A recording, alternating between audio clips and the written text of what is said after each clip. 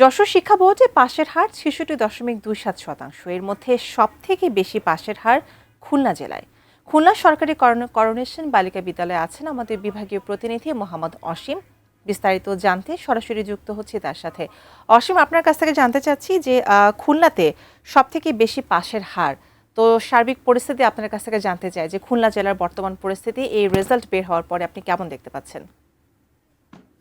রবিতা, ধন্যবাদ আপনাকে। আসলে যশোর বোর্ডের আওতাধীন কিন্তু এই খুলনা জেলা যশোর বোর্ডের সব থেকে বেশি পাশের হার এখানে রয়েছেন। আমরা দেখেছি যে এখানে যশোর বোর্ডের যে কয়টি আওতাধীন যে কয়টি বিদ্যালয়ে পরীক্ষা হয়েছে এর মধ্যে ৩৬টি বিদ্যালয় শতভাগ পাশ করেছেন। একই সাথে 11টি বিদ্যালয় কোনো ধরনের পাস নেই।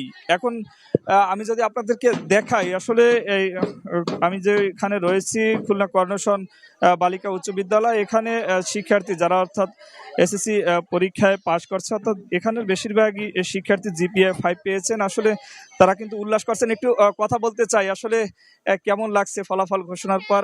অনেক ভালো লাগছে, আমরা সবাই যে গোল্ডেন পাইছি।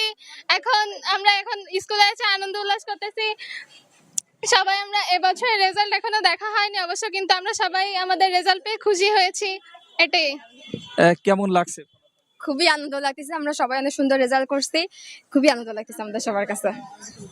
আর রুমিতা, আপনি শুনছিলেন আসলে যারা যারা পরীক্ষার্থীরা রয়েছেন তারা কিন্তু উল্লাস করছেন। একটি বিষয় আপনাকে জানিয়ে রাখি, আসলে যশোর শিক্ষা বোর্ডের যিনি চেয়ারম্যান রয়েছেন তার সঙ্গে আমি কিছুক্ষণ আগে কথা বলেছি। তিনি বলেছেন যে আসলে গত 2025 সালের যে পরীক্ষা ছিল, যারা পরীক্ষা অংশগ্রহণ করেছিল তার থেকে কিন্তু পাশের হার অনেকটা কমেছে। কারণ গত বছর 2025 সালের যশোর শিক্ষা বোর্ডের পাশের হার ছিল 73.69, তবে এবারে সেটি নেমে এসেছে 66.27। একই সাথে জিপিএ 5 যে সংখ্যা সেটিও কিন্তু যশোর শিক্ষা বোর্ডের অধীনে এবার কমেছে। আসলে যশোর শিক্ষা বোর্ডের অধীনে এবারে 1,32,940 জন শিক্ষার্থী অংশগ্রহণ করেছিলেন। তার মধ্যে পাশ করেছে 88,097 জন পরীক্ষার্থী। আসলে এটি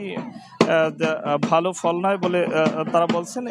একই সাথে তারা বলছেন যে কেন আসলে এমন ঘটনা ঘটলো, এমন পাশের হার বিপর্যয় কেন, সে বিষয়ে কিন্তু তারা দেখছেন, এবং যেখানে একেবারে কেউই পাশ করে নাই সেই সমস্ত বিদ্যালয়ের বিরুদ্ধে ব্যবস্থা নেওয়ার জন্য যশোর শিক্ষা বোর্ডের যিনি চেয়ারম্যান রয়েছেন তিনি বলেছেন। আমার কাছে আপাতত এই ছিল রুমিতা, খুলনার করোনেশন বালিকা বিদ্যালয় থেকে এসএসসি পরীক্ষার ফল প্রকাশের পরে শিক্ষার্থীদের যে উল্লাস এবং তাদের যে প্রতিক্রিয়া, তার সর্বশেষ খবর।